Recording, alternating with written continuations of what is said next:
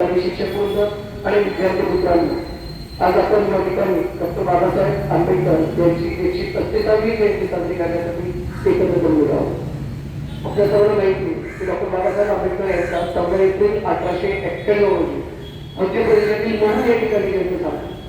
खरं म्हटलं तर डॉक्टर बाबासाहेब आंबेडकर यांचं मूळ गाव हे आपल्या महाराष्ट्रातील रत्नागिरी जिल्ह्यातील अंबावडे हे गाव त्यांचं. डॉक्टर बाबासाहेब आंबेडकर यांचं जीवन बालपण अतिशय खडतर स्वरूपात गेलं. लहानपणी त्यांची अतिशय गरिबी होती, परंतु कुठेही त्या गरिबी जरी असली तरी कुठेही न थांबता त्यांनी आताच प्रयत्नातून आपलं शिक्षण पूर्ण केलं.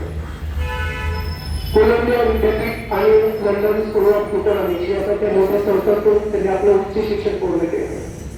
उच्च शिक्षण पूर्ण केल्यानंतर त्यांनी आपल्या भारतातील गोरगरीब, दीनदलित आणि अस्पृश्य लोकांचे छळ आणि तुला मिळणारी वागणूक पाहिली आणि ते पाहिल्यानंतर त्यांचं मन कधी ओळखली आणि अस्पृश्य समाजाला कुठेतरी न्याय मिळाला पाहिजे, त्याला समाजाचे मुख्य प्रवाहात आणलं पाहिजे.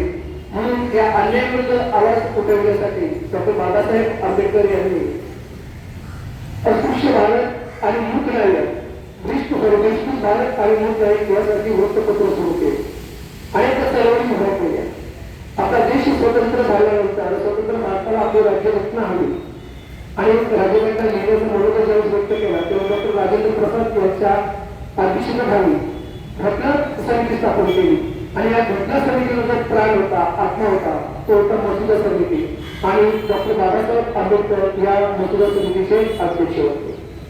जवळजवळ 3 वर्षाच्या आताच प्रयत्नानंतर डॉक्टर बाबासाहेब आंबेडकरांनी भारतीय लोकशाही देशासाठी आपली एक राज्यघटना तयार केली.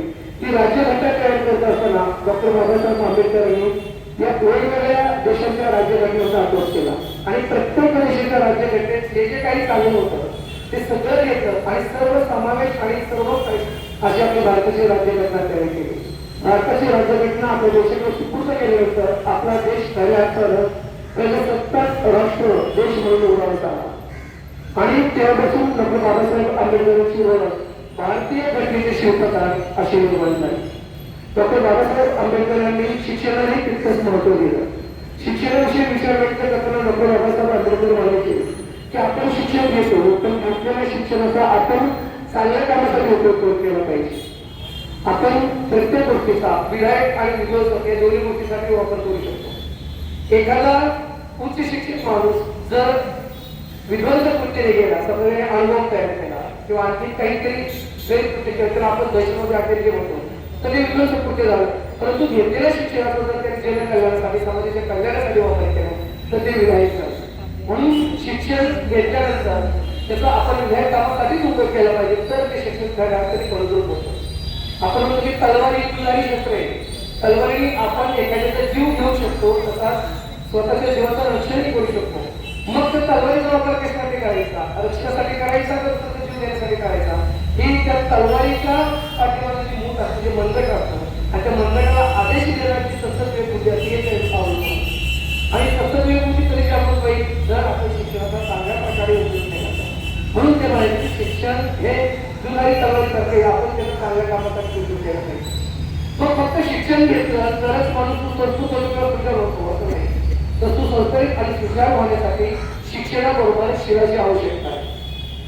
माणूस शिक्षण घेतो तो सुशील होतो पण त्याबरोबर शीलवान झाला पाहिजे. शीलवान म्हणजे काय तर चारित्र्यवान, शील म्हणजे चारित्र्य, त्याचं कॅरेक्टर हे चांगलं असतं पाहिजे, त्याचं चरित्र चांगलं असलं पाहिजे तर ते चांगला सुधार आणि स्वतंत्र नागरिक म्हणून पुरवले असते.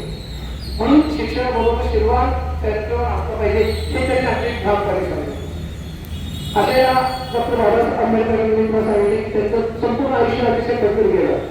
त्याच्याकडे नुसती बुद्धिमत्ता होते तर अफाट आणि कुशल बुद्धिमत्ता जिथे होते ते दिवसातून 16 ते 18 तास अभ्यास करायचे. आणि अशा या महानायकाची आज या ठिकाणी आपण जयंती साजरी करत आहोत. डॉक्टर बाबासाहेब आंबेडकरांनी न्याय, समता, स्वातंत्र्य, बंधुता याचा अखंडपणे प्रसार केला आणि जे अस्पृश्य होते, दीनदलित होते, जो अन्याय होता त्यांना न्याय मिळवून देण्यासाठी, त्याबरोबर स्त्रियांना देखील न्याय मिळवून देण्यासाठी डॉक्टर बाबासाहेब आंबेडकरांनी कायदेशीर लढा उभारला. मालमत्तेमध्ये स्त्रियांना वाटा मिळाला पाहिजे, त्यांना कायदेशीर हक्क मिळाले पाहिजे यासाठी सुद्धा त्यांनी आयुष्यभर लढा दिला. अशा या महानायकाच्या आपण जयंती साजरी करत आहोत. जाता जाता एवढंच म्हणून की उद्धरणी कोटी कोळी पुन्हा तुझ्या जन्मामुळे अशा या महानायकाला भारतभूमीच्या थोर सुपुत्राला आजच्या या जयंतीनिमित्त कोटी कोटी सलाम. जय हिंद, जय महाराष्ट्र.